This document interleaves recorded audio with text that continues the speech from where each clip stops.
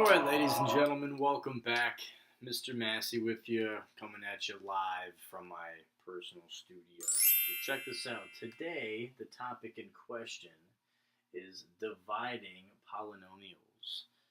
Now, it sounds pretty bad, it sounds pretty rough, it sounds pretty intimidating, but it's really none of those things. It's actually kind of easy. We're going to beat this thing up today and show them who's boss. So check this out. Example number 1, we're talking about synthetic division. Now, these are my favorite. They're very easy. There's only 3 main steps you got to worry about.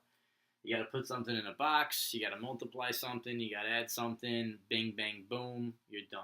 All right? Now, to show you what I mean by that, I'm going to jump in. All right? So this is real quick. This video shouldn't take very long, so just bear with me. We'll be in and out in a jiff. All right? So step 1, put something in the box. Whenever you have a synthetic division problem, it's always going to look like this. You're going to have something in a box, right? This is going to be your little guy in the box. Your something in the box corresponds to this number here. Whatever your binomial is, whatever you're dividing by, this number goes in the box. However, it's the opposite sign. So in this case, you got an x minus 5 for your binomial. What goes in the box is a positive 5. A positive 5 goes in the box. Now you're going to have some numbers right here that are next to your box. What goes next to the box are these coefficients. These coefficients, which I'm going to change colors, are going to be the numbers in front of these guys. Your A's, your B's, and your C's. All right? So it looks like we got a positive 2, we got a negative 6, and we got a negative 12. These are my 3 coefficients in my trinomial. Those 3 numbers go right here. You guys okay with that? Yeah. All right. Now we're going to make a little sum line, right? So let's make this a little rainbow piece.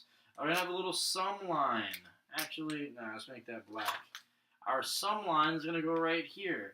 And they call it a sum line because there's going to be some adding going on, right? There's going to be step 3, there's going to be some adding going on. So check it out. So this is my jump off right here. This 2, my first coefficient, we're going to drop him down beneath the sum line. Here's my 2. He's beneath the sum line, right? So just to recap, for a synthetic division, this 3-step process. Put the guy in the box. Whatever number is here, the opposite goes in the box. List my coefficients. Whatever my coefficients are here in my trinomial, go next to the box. All right? Bring down my first guy as my jump off. Step 2, we're going to multiply these little stinkers, right? So 2 times the guy in the box gives me a 10. Show me. Put that 10 right here. All right? Step 3, we're going to add these things vertically. Negative 6 plus 10 is a positive 4. Scoop, positive 4, right? The process repeats. Multiply again by the guy in the box. 5 times 4 is a 20. Put that guy right here. Scoop, right? If I add vertically, I get a positive 8. I get a positive 8. Now, these are my numbers. These are my answers. I just got to make sense of them. All right? So let's think about it. If I have a trinomial, something with an x squared, and I divide it by an x, I'm going to be 1x less. 1x less. So this guy down here, if I start off with a 2x squared and I divide it by x, now I'm only going to have a 2x. I'm 1x less. I lost the exponent. Does that make sense? All right? And everything else just goes down the row.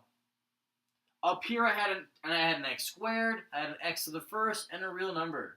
Down here, if I divide it by x, I'm going to have an x. I'm going to have a real number.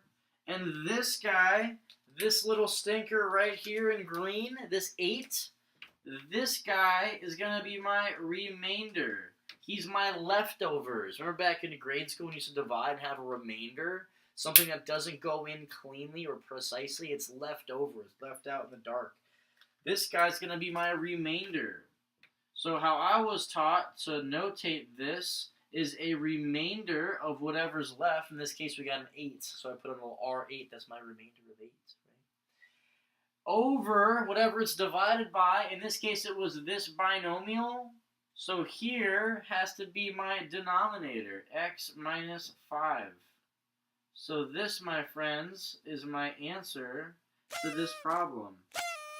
So when it asks you to divide polynomials on the homework, ladies and gentlemen, I'm looking for something like this.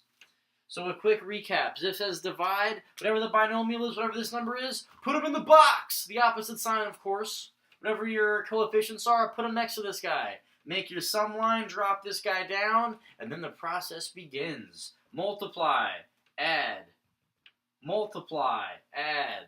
Once you hear this guy's my leftover. Whatever I started with, if I divide by an x, I'm 1x less.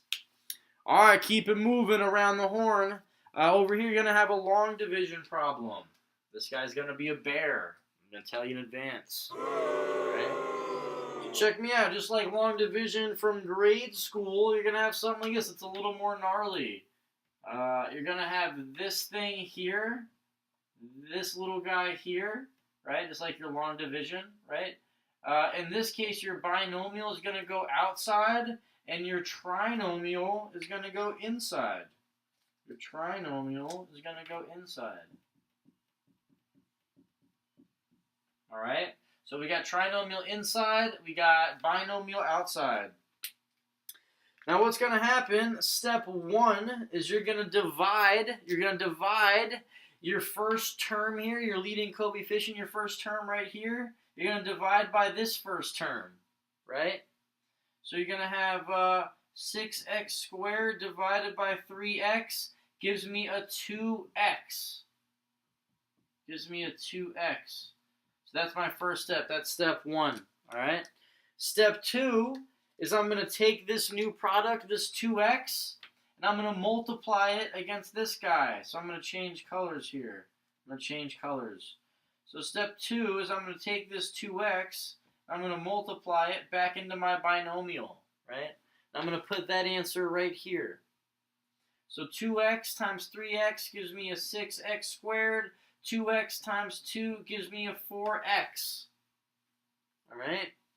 Once I multiply this out, I'm going to subtract them. Subtract them.